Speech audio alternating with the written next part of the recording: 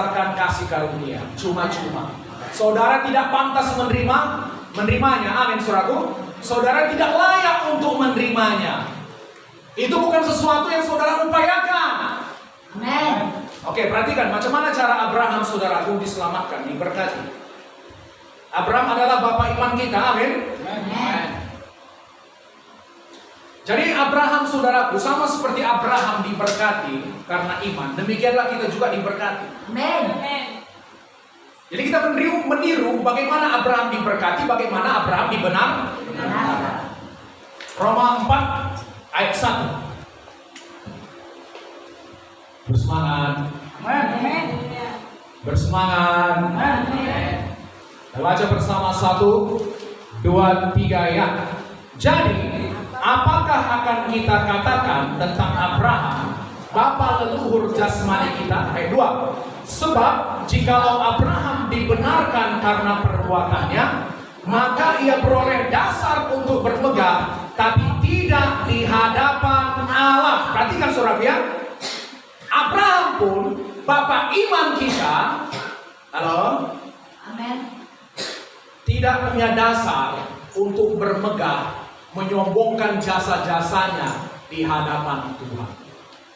Haleluya, saudaraku. Haleluya. Dia tidak bisa berkata, Tuhan aku sudah baik kali, Tuhan aku sudah begini. Tidak.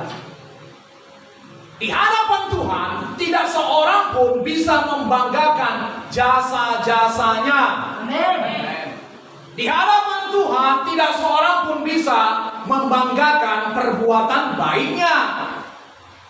Tidak bahkan Abraham.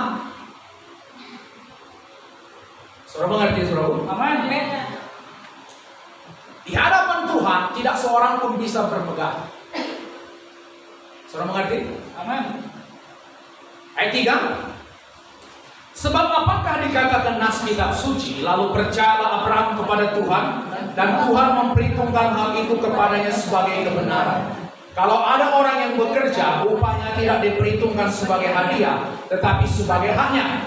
Tapi kalau ada orang yang tidak bekerja, namun percaya kepada Dia yang membenarkan orang durhaka, imannya diperhitungkan menjadi kebenaran. Apakah Abraham melakukan sesuatu untuk dibenarkan di hadapan Tuhan? Tidak. Tidak ada. Saudaraku, perhatikan, Abraham bahkan sebenarnya, kalau menurut ukuran sekarang ini, saudaraku, bisa dikatakan, bisa dilaporkan KDRT. Karena apa, saudaraku? Dia pernah menjual istrinya. Pernah saudara baca itu? Karena mereka ini, saudaraku, Abraham ini adalah penggembala. Jadi mereka, saudaraku, pergi dari satu tempat ke tempat yang lain, masuk ke wilayah orang, masuk ke kampung orang, masuk ke negeri orang. Dan dia punya istri yang cantik. Siapa namanya? Sarah. Sarah ini, saudaraku, walaupun sudah nenek-nenek, tapi tetap cantik. Haleluya, saudaraku. Karena sekitar umurnya 90 tahun, saudaraku, raja-raja pun masih mau merebut dia. Haleluya. Lalu Abraham, saudaraku, karena tahu istrinya cantik, mau menyelamatkan lehernya, dibilangnya sama Sarah, jangan kau bilang aku suamimu, mati aku nanti dibunuh orang ini, karena kau cantik. Jadi asal kita masuk ke kampung orang, kau bilang aku abangmu. Kenapa, saudaraku? Mau menyelamatkan lehernya. Menurut saudara ini tipe suami ideal tidak? Kalau saudara mungkin berkata sekarang ini seperti apa? Terlalu saudara, oke kan? Haleluya, saudara. Haleluya. Gak pantas dijadikan gak pantas dijadikan contoh, saudara. Tapi apa yang kita teladani dari Abraham? Cara dia dibenarkan, cara dia diselamatkan hanya dengan percaya. Dia tidak melakukan apa-apa untuk dibenarkan, dia tidak melakukan apa-apa untuk diselamatkan. Coba kita baca ayat 3. Sebab Roma 4 ayat 3. Sebab apakah dikatakan nas kitab suci? Lalu percayalah Abraham kepada Tuhan, dan Tuhan memperhitungkan hal itu kepadanya sebagai kebenaran. Teladan iman seperti inilah yang kita contoh dari Abraham. Amen. Tuhan bilang, Abraham, olehmu segala bangsa akan diberkati. Melalui apa? Teladan imannya. Cara dia dibenarkan di hadapan Tuhan. Hanya dengan percaya. Demikian juga saudara yang percaya kepada Yesus. Hanya dengan menaruh iman kepada Yesus, percaya kepada Yesus, saudara diselamatkan. Saudara dibenarkan. Haleluya saudara. Kita meniru tindakan iman Abraham. Bukan nanti saudara, Abraham selamatkan ya lehernya. Lalu saudara tiru pula tindakan Abraham. Yang itunya jangan ditiru. Haleluya saudaraku. Kita belajar dari imannya. Kesalahannya pelajari juga, jangan lakukan. Mengerti saudaraku? Jadi Abraham tidak melakukan apa-apa untuk dibenarkan. Untuk menerima semua janji Tuhan, sama halnya menerima keselamatan. Semua janji Tuhan tadi, sama juga cara kita menerimanya. Mengerti saudaraku? Kita tidak pantas menerimanya. Itu bukan sesuatu yang kita upayakan. Itu yang Tuhan upayakan bagi saudara. Makanya orang bilang, kok gak mudah sekali bagi orang Kristen diselamatkan. Kenapa saudaraku? Karena bagian tersulitnya sudah Tuhan kita lakukan. Ditikam karena pemberontakan kita, diremukkan karena kejahatan kita, mati. Amin saudaraku. Turun ke neraka. Itulah perbuatan Tuhan bagi kita. Bagian tersulitnya Tuhan sudah lakukan. Lalu dia meminta kita hanya percaya saja untuk diselamatkan. Bagi saya saudaraku yang tidak percaya kebenaran diri sendiri, ini kabar baik. Saya melihat hukum Tuhan itu begitu sempurna. Tidak mungkin saya bisa menyelamatkan diri saya sendiri. Jadi waktu Tuhan berkata, cukup percaya kepada Yesus kamu diselamatkan, saya menerimanya dengan sukacita. Tapi bagi orang saudaraku yang membanggakan, suka membanggakan jasanya, orang-orang agamawi, hal seperti ini tidak cocok baginya. Mereka berkata, di mana semua perbuatan baik tadi? Di mana semua amal saleh tadi? Seolah-olah ditiadakan. Mereka gak suka seperti itu. Mereka suka membanggakan jasa-jasanya. Haleluya saudaraku. Padahal firman Tuhan mengatakan, di hadapan Tuhan, bahkan Bapak Abraham pun tidak bisa membanggakan jasa-jasanya. Saudara mengerti sampai di sini?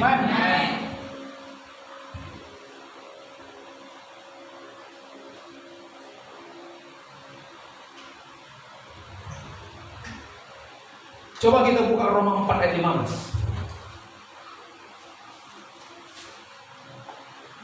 Katakan kanan kirinya, semangat, semangat.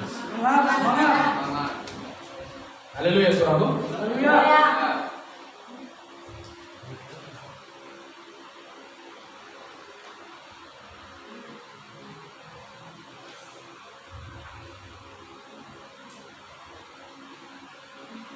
Dapat? Karena hukum Taurat membangkitkan murka, tapi di mana tidak ada hukum Taurat, di situ tidak ada juga pelanggaran. Saya bacakan dari terjemahan bahasa Indonesia versi Firman Allah yang hidup. Amin, saudaraku. Supaya kita kaya dengan pengertian. Amin. Ini versi terjemahan bebas ini, Lembaga Alkitab Indonesia. Coba kita lihat dari Firman Allah yang hidup.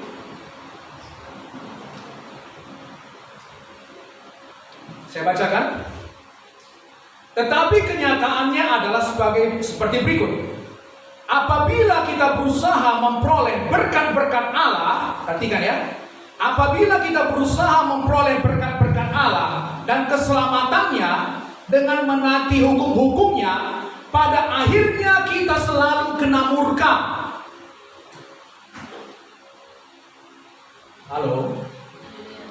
Kalau berdasarkan kepatuhan saudara melakukan hukum-hukum Tuhan, ketaatan saudara, haleluya saudaraku, saudara mau menerima berkat-berkat Tuhan, saudara mau menerima keselamatan daripada Tuhan, bukan berkat yang datang, bukan keselamatan yang datang. Apa yang datang? Murka. Haleluya saudaraku. Perhatikan, kenapa? Sebab kita selalu gagal menaati hukum-hukum itu. Kita selalu gagal menaati hukum-hukum itu. Perhatikan ya. Kalau kita melanggar hukum, apa yang jadi? Dihukum. Adakah orang bisa mentaati hukum Tuhan dengan sempurna? Tidak. Kita selalu gagal. Jadi asal kita selalu gagal, Tuhan berkati aku berdasarkan kebaikanku Tuhan. Berkati aku berdasarkan kesetiaanku Tuhan.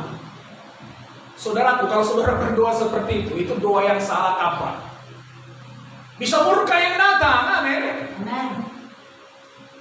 Makanya saudara heran kok enggak berubah. Apakah ini sampai di sini menjadi pewahyuan bagi saudara? Haleluya saudara.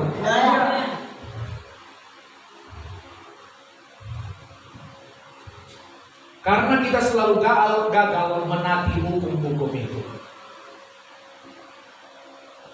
Saya tanya saudara, siapa yang bisa mentaati hukum Taurat dengan sempurna? Halo? Tidak ada. Yang bisa siapa? Yesus. Hanya Yesus. Haleluya.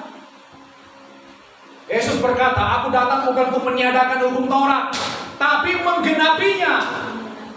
Halo. Satu-satunya manusia yang bisa menggenapi hukum Taurat dengan sempurna hanyalah Yesus Kristus, Tuhan kita. Amin. Amin. Hanya Dia bisa mentaatinya dengan sempurna. Lalu perhatikan, lalu upah yang sempurna, berkat yang sempurna karena ketaatan Yesus yang sempurna dalam mentaati hukum-hukum Taurat dengan sempurna, berkat tadi diberikan kepada kita. Amin. Haleluya. Perhatikan, saya ulangi, mungkin saya terlalu cepat.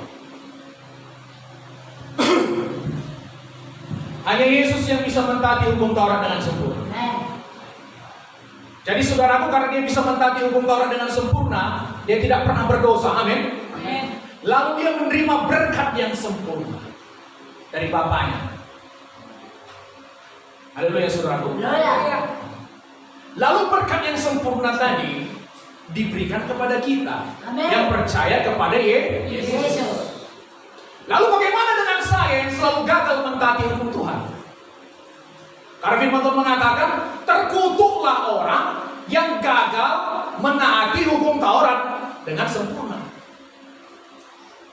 Karena saya selalu gagal mentaati hukum Taurat dengan sempurna, saya di bawah kutuk. Dikutuk. Di bawah murka. Haleluya saudaraku. Lalu kutuk yang harus ditimpakan kepada saya, kutuk itu ditimpakan kepada Yesus. Berkat Yesus yang sempurna diberikan kepada saya dan saudara. Amin. Kutuk karena gagal melakukan hukum Taurat, kutuk itu ditimpakan kepada Yesus. Bagaimana cara Yesus menanggungnya? Dengan naik ke kayu salib. Sebab ada tertulis, terkutuklah orang yang digantung di kayu salib. Jadi saudara diberkati bukan karena kebaikan saudara. Haleluya saudara. Haleluya. Itu diberkati karena kebaikan Yesus. Amin. Sampai di sini mengerti? Amin.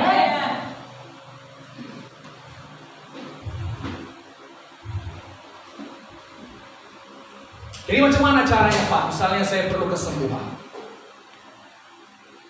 Saudara bisa berkata sama Tuhan, 2000 tahun yang lalu Saudara datang membanggakan jasa Yesus. Amin, saudara. Saudara tidak datang membanggakan jasa saudara.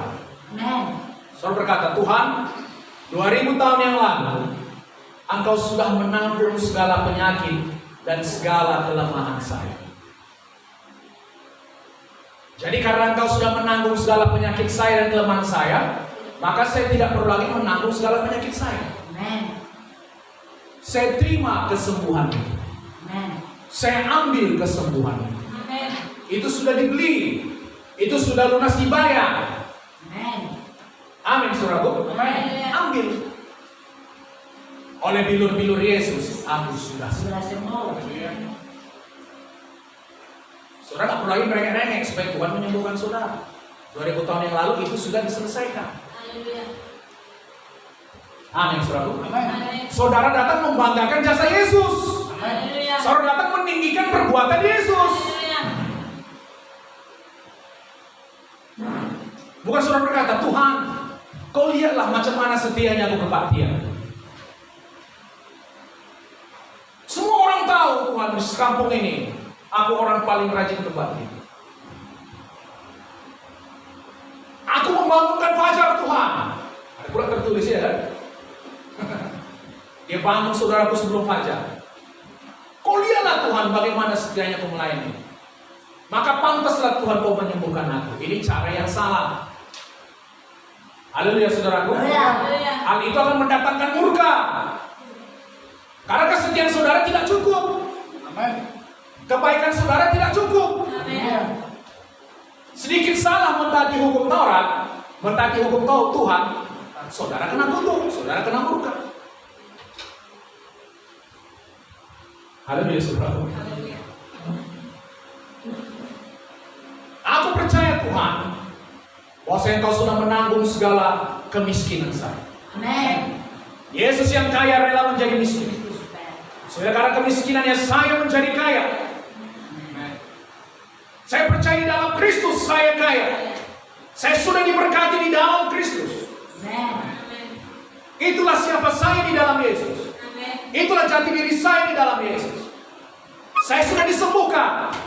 Haleluya saudaraku. Saudara datang meninggikan jasa-jasa Yesus. Di sini banyak misnya. Haleluya saudaraku. Masih bersemangat? Amin. Oke, sedikit lagi. Kita baca dari kitab Galatia.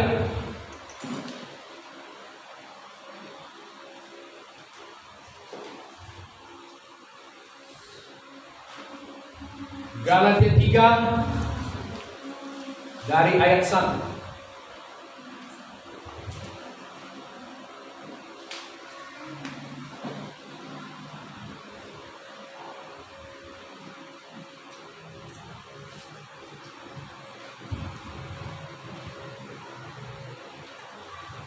Kita baca bersama 1 dan 3 ayat.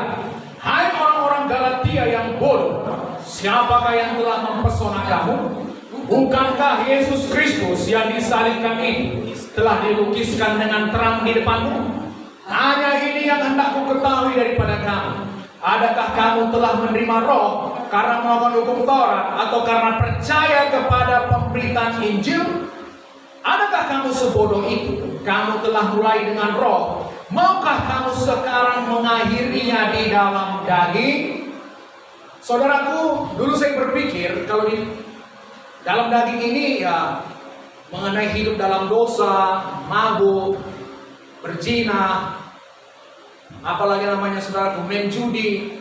Dalam pikiran saya itu dulu hidup dalam daging. Apa pengertian ini? Kalau kita lihat saudaraku, berdasarkan pengertian ini, konteksnya berbicara tentang apa?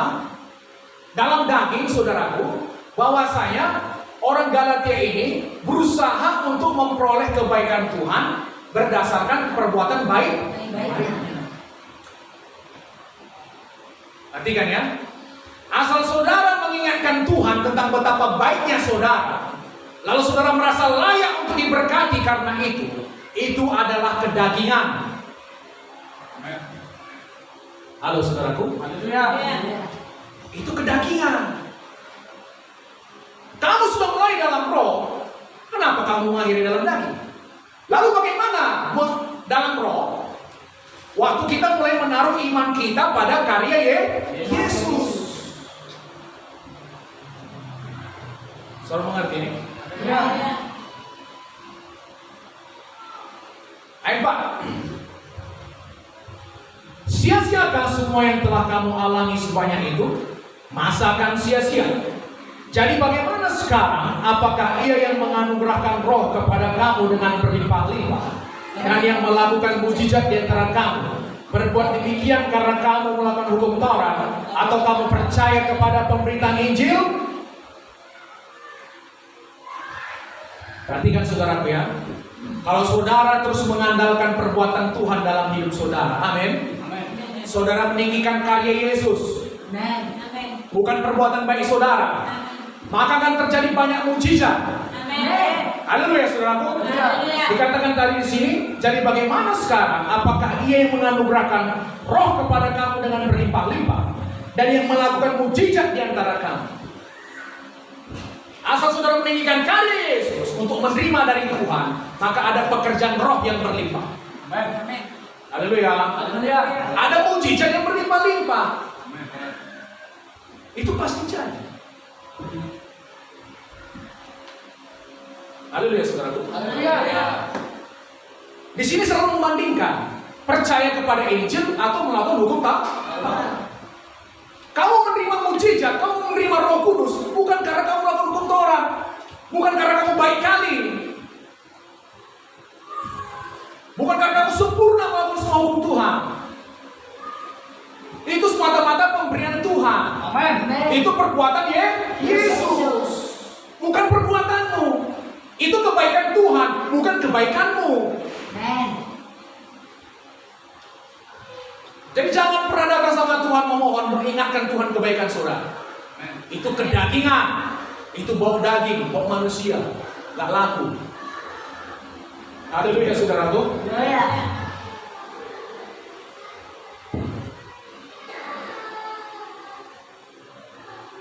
Ayat 9. Mas semangat.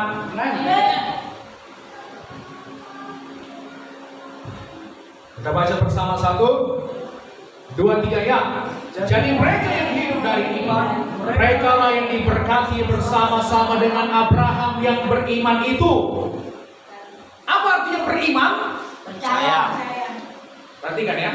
Beriman, dia menaruh imannya pada perbuatan Yesus. Kalau hukum Taurat, dia menaruh imannya pada perbuatan baiknya sendiri. Saudara sudah bisa melihat ini, saudaraku? Amin.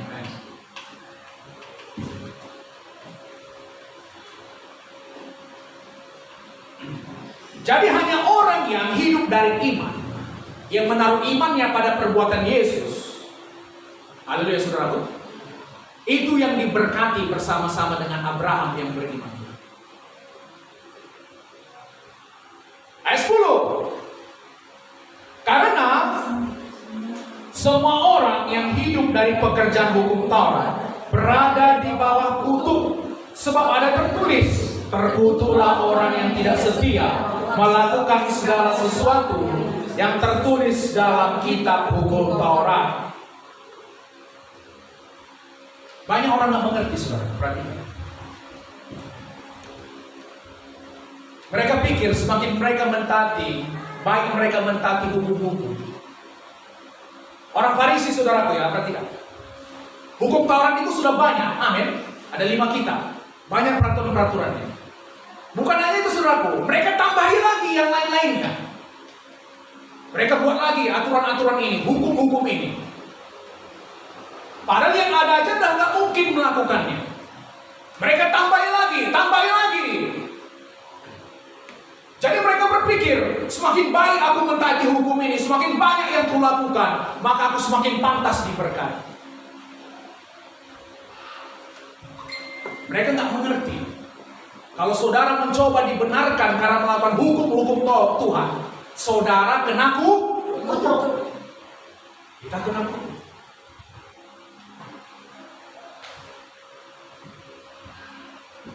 Saudara mengerti?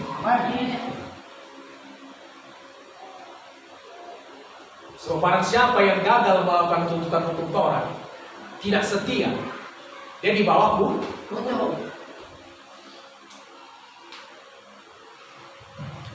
Jadi jangan banggakan kali kebaikan saudara dan saudara. Amen. Tadi di dalam kitab Roma dikatakan kena murka. Ini dikatakan dalam kitab Galatia kena sama seperti Abraham tadi. Tidak seorang pun yang bisa membanggakan jasa-jasanya di hadapan Tuhan. Haleluya saudaraku. Haleluya. Ayat 11. Dan bahwa tidak ada orang yang dibenarkan di hadapan Allah karena melakukan hukum Taurat adalah jelas karena orang yang benar akan hidup oleh iman. Amen. Tidak ada seorang pun yang bisa dibenarkan karena melakukan hukum-hukum Tuhan. Banyak orang kecewa nanti saudaraku. Oh, aku sangat baik, aku mencoba semua mentaati hukum Tuhan ini. Tidak seorang pun yang dibenarkan, diselamatkan karena melakukan hukum Tuhan. Karena melakukan hukum-hukum. Perhatikan, tujuan hukum diberikan bukan karena supaya saudara mentaatinya, saudara bisa selamat. Hukum Taurat diberikan bukan supaya saudara mentaatinya, saudara bisa diberkati. Hukum dirancang untuk menghukum. Mengerti saudaraku? Amen. Halo? Haleluya. Hukum dirancang untuk menghukum. Semakin sempurna hukum itu, semakin tidak mungkin bagi manusia untuk berkelit daripadanya, untuk mengelak daripadanya. Hukum Taurat adalah sempurna. Haleluya saudaraku. Tidak mungkin manusia yang tidak sempurna bisa melakukan tuntutan hukum Taurat yang sempurna. Tidak mungkin. Jadi saudaraku adalah resep celaka, resep kena kutuk. Kalau saudara mencoba menerima berkat Tuhan, menerima keselamatan karena kepatuhan saudara melakukan hukum-hukum Tuhan, karena kebaikan saudara. Haleluya saudaraku. Itu resep kena murka, itu resep kena kutuk. Mengerti sampai di sini? Ayat 12. Tetapi dasar hukum Taurat bukanlah iman, melainkan siapa yang melakukannya akan hidup karenanya. Sementara orang benar akan hidup oleh iman. Dasar hukum Taurat bukan iman, tapi perbuatan. Jadi saudaraku, sangat gampang untuk menerima janji-janji. Amen. Haleluya saudaraku. Sangat gampang untuk disembuhkan. Saudara jangan beralih dari meninggikan perbuatan Tuhan, jadi meninggikan jasa-jasa saudara. Janji tadi pasti batal, iman menjadi sia-sia. Haleluya saudaraku. Siapa yang diberkati sampai sejauh ini? Haleluya. Mari kita bangkit berdiri.